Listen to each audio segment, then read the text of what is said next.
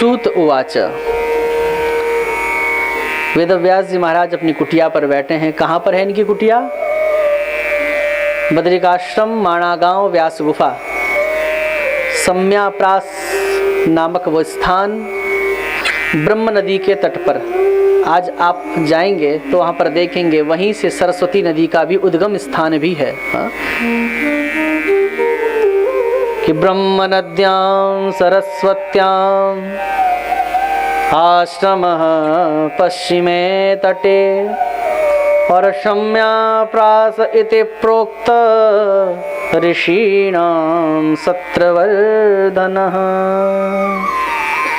भक्तिरुत्पद्यते पुंसः शोकमोह भयापहा।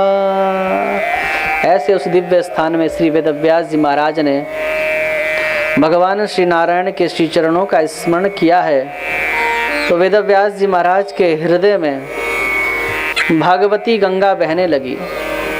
व्यास का अर्थ है माताओं समास व्यास योगतः, अर्थात जो किसी सूक्ष्म बीज को भी एक वृक्ष वटवृक्ष के रूप में परिणित कर दे, अर्थात किसी सूक्ष्म प्रसंग को भी विस्तार में परिणित करने की सामर्थ्य रखता हो और विस्तृत को संक्षेप में समेटने की क्षमता रखता हो, उसको व्यास कहते हैं। समास व्यास योगतः।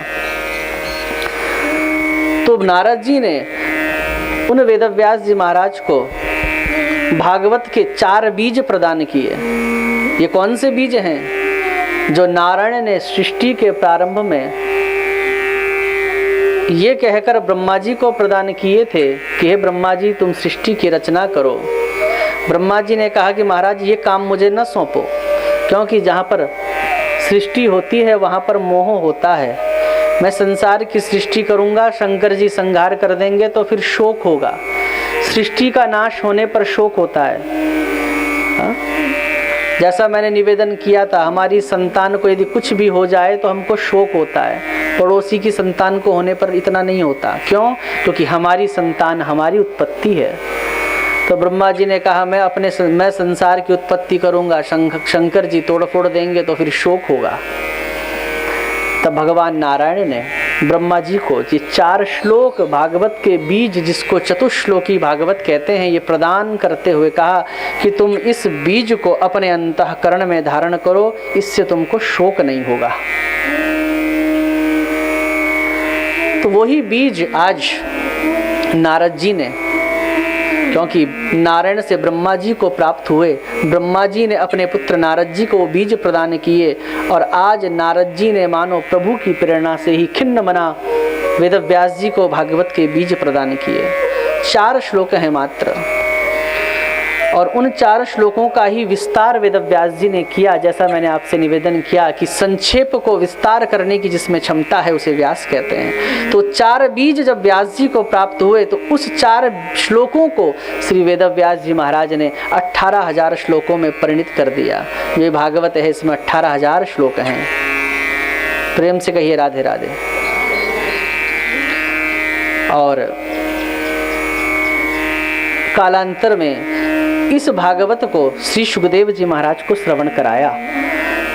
शौनकादि ऋषियों ने सूत जी से प्रश्न किया कि महाराज, जो सुखदेव जी पैदा होते ही वन में चले गए, बद्रिकाश्रम की न जाने किस गुफा में प्रवेश करके निर्गुण ब्रह्म की सत्ता में समाधिस्थ हो गए, फिर उन्होंने भागवत की कथा क्यों श्रवण करी और कब श्रवण करी, इस बात को हमको जरा बताइए। हरेर गुणाक्षिप्त मतिर भगवान बादरायणी अध्यगान महदाख्यानम नित्यम विष्णु जनप्रियः।